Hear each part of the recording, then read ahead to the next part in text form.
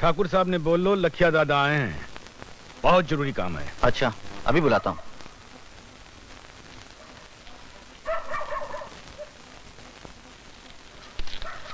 खमागणी हुक्म। इतनी रात गए सरपंच जी, बैठिए बैठिए। खैरियत तो है? माफ करना हुक्म, जो रात में तकलीफ दी, पर खबर इतनी जरूरी थी कि सुबह का इंतजार न कर सका। सीधा शहर से आ रहा हूँ। क्या बात है? सफेद टोपियां वाला ने कुर्सी संभाल ली, नए नए कानून बना दिए, घोड़ा गधा सब बराबर। पहलियां क्या बुझा रहे हो सरपंच जी? कौन सा कानून पास कर दिया है?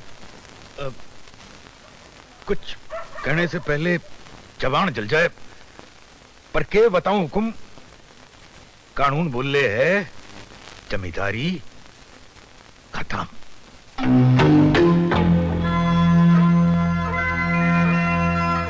जमीन का मालिक वही होगो जो उस पर हल चलावे है, बीज बोवे है, फसल काटे है। ऐसा नहीं हो सकता।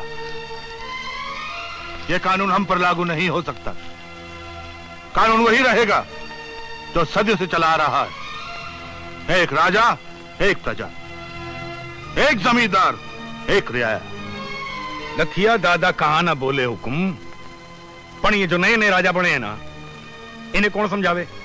ये तो कहें कि इतना इतना बीघा जमीन से ज्यादा कोई न रख सके, और जिनके पास ज्यादा जमीन है वो रैयत को दे दे। वो नहीं हो सकता। और होगा भी नहीं बा साहब, हमने सब सोच लिया है। क्या मतलब? जरा हम भी तो सुने। मैं आपको बाद में बताऊंगा बा साहब। अरे सरपंच जी कौन से पराए हैं? अपने ही हैं, इनके सामने कह डालो। वकील साहब से कह के पिछले वर्षों के कागज खरीद लें, सब जमीन सगे संबंधियों के नाम करवा दें। जब हमारे नाम ज्यादा रहेगी नहीं तो छोड़नी कौन सी पड़ेगी। विचार तो अच्छा है, मगर अधिकारी मान जाएंगे? छोटा मुंह बड़ी बात हुकुम। अधिकारी कौन? पटवारी और कानून गो ने मैं संभाल ले सी, और जिलाधीश ने आप। हाँ ठीक है, ठीक है सरपंच जी, ठीक है। मगर रियाया, बस्ती के किसान? सरपंच क्या दवाई में डालने के काम आवेगा? हुकुम, किसान तो पुश्तों से एक ही काम जाने है, अंगूठा लगाने का। एक बार और लगाते सी। जाने कितने पुश्तों से हम और आप यहां मिलजुल कर एक कुनबे की तरह रहे हैं, मिलजुल कर मेहनत करते आए हैं, मेहनत का फल खाते रहे हैं, एक दूसरे का सुख दुख बांटते रहे हैं। हम चाहते हैं कि यह जमींदार किसान का बाप बेटे का नाता सदियों सदियों तक बना रहे। इसीलिए आज हम आप सबके बीच ये कागज लेकर आए हैं।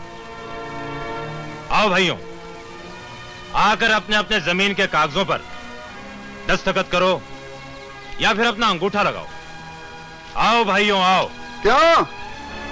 200 बरस में भी पेट नहीं भरा, अभी और लूटना बाकी है।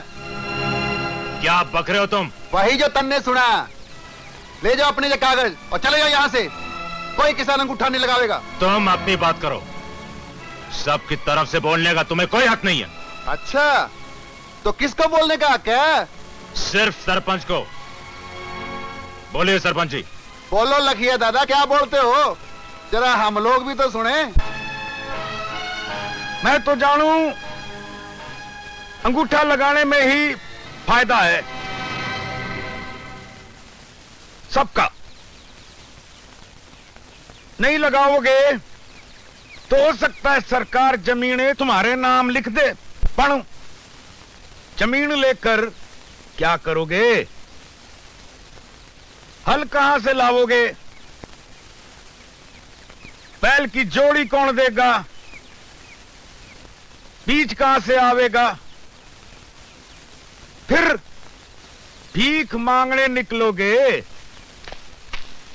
सरपंच जी, आप इस बात की फिक्र ना करो, हम किसान भूखे मर जाएंगे, लेकिन अपनी जमीना को अपने नाम करवा के रहेंगे। हम इन लुटेरों की चाकरी नहीं करेंगे। तुम लोग हद से आगे बढ़ रहे हो। तुम हमें धमकी दे रहा है। तुम अच्छी तरह जानते हो हम खाली धमकी नहीं देते लाखन।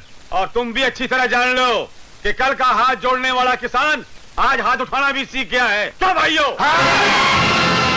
ले जाओ अपने कागज यहाँ से, इन पे कोई दस्तखत नहीं करेगा। देखते क्या हो, मारो सारे को।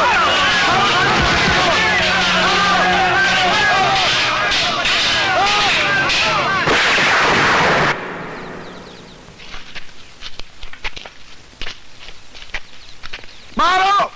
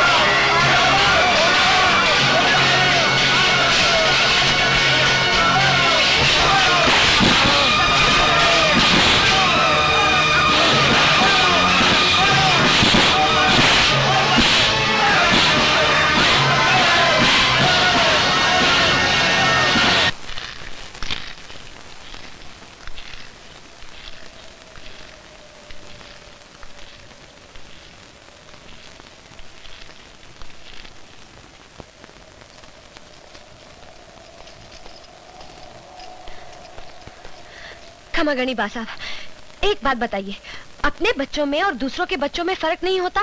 माना कि भाई और बहन के बच्चे भी अपने बच्चों की तरह ही होते हैं, पर फिर अपने बच्चे तो अपने ही होते हैं, है ना? इसे जवाब दीजिए बा साहब। कल को देवन या राजन के बच्चे होंगे तो उन्हें गोद में उठाकर मुझे वो खुशी नहीं होगी जो अपने बच्चों को गोद में लेकर होती है? कहिए ना बा साहब, आप कुछ कहते क्यों नहीं? बोलिए ना।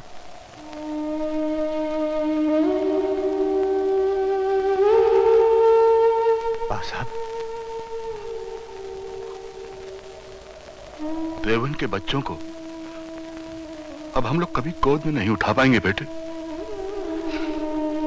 कभी नहीं। क्या मतलब?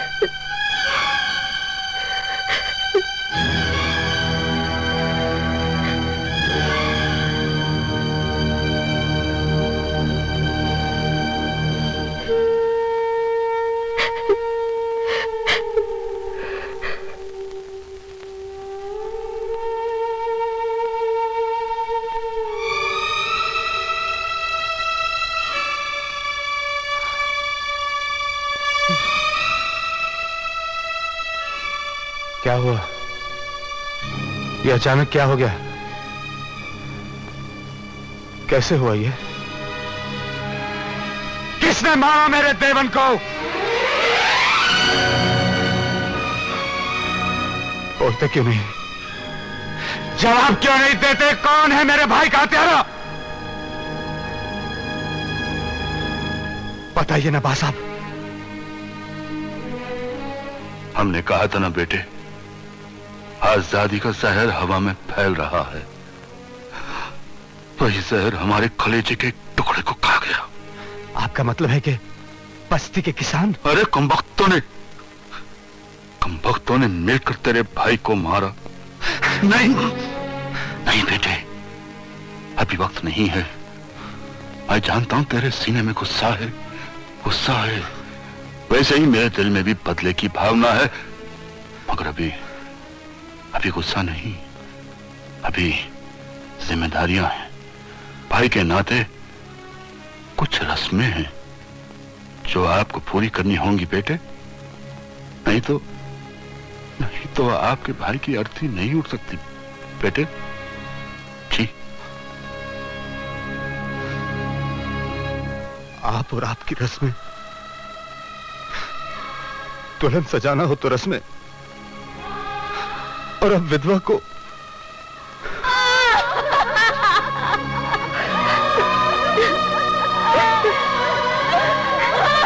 छोटी बहू से कहो कि बड़ी बहू को परिक्रमा करवाए।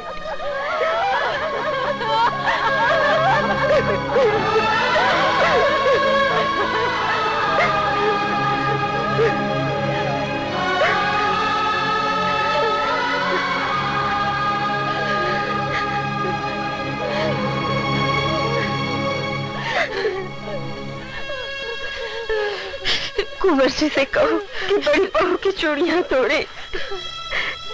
नहीं, ये मुझसे नहीं होगा। ये रस्में तो आपको पूरी करनी ही होंगी बेटे।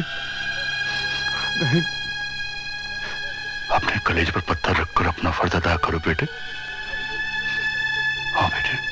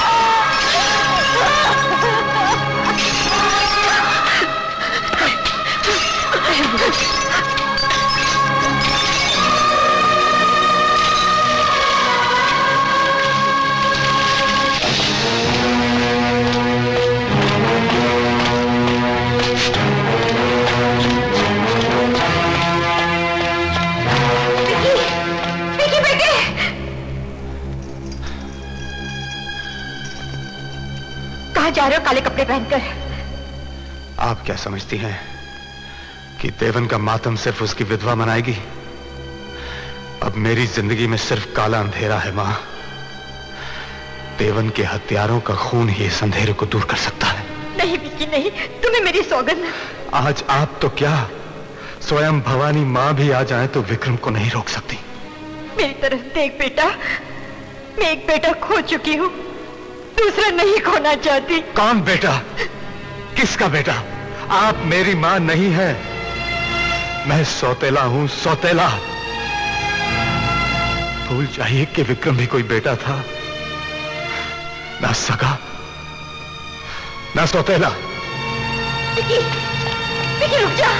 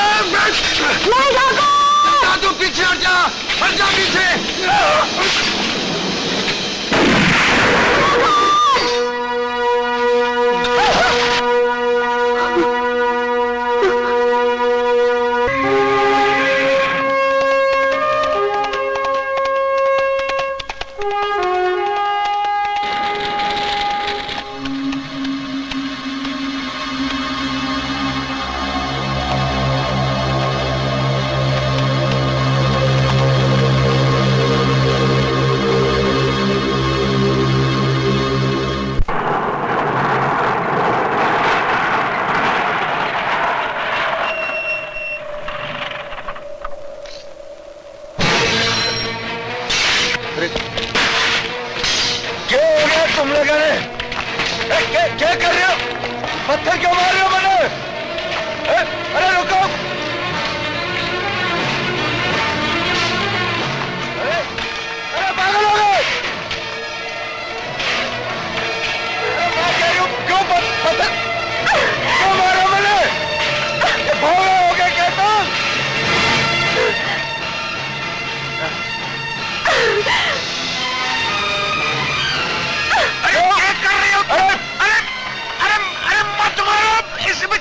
क्या कर रही है? क्या कसूर है? अरे पागल हो गई क्या? जाओ अपने घर में।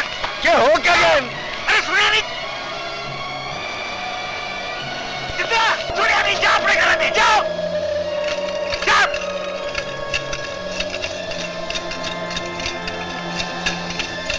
पागल पगली आ गई सब। ठीक हूं मैं। ये लोग इतने पागल क्यों हैं? मैं पहले अंदर तो चल बताता हूँ। गांव की औरतों ने मेरे कन्ने पत्थर क्यों फेंके? मैंने क्या किया है? इस वास्ते कि मर्द रहा कोणी। क्या कह रही है तू? अरे बच्चों के बाप, माओ के बेटे, बहना के भाई कुछ मर गए, कुछ डर के जंगल में भाग गए। समझ में कुछ नहीं आ रहा, मुझे साफ साफ बोल, ये क्यों हुआ, कैसे हो गया? ठाकुर देवेंद्र सिंह को बस्ती के लोगों ने मिलकर मार दिया। वो तो मुझे मालूम है, बस जब तो वापस आए। खून के बदले में सारी बस्ती की गलियां खून से लाल हो गईं। कौन था वो? किसने किया ये सब? किसने किया है? थारा जिगरी दोस्त ठाकुर विक्रम सिंह।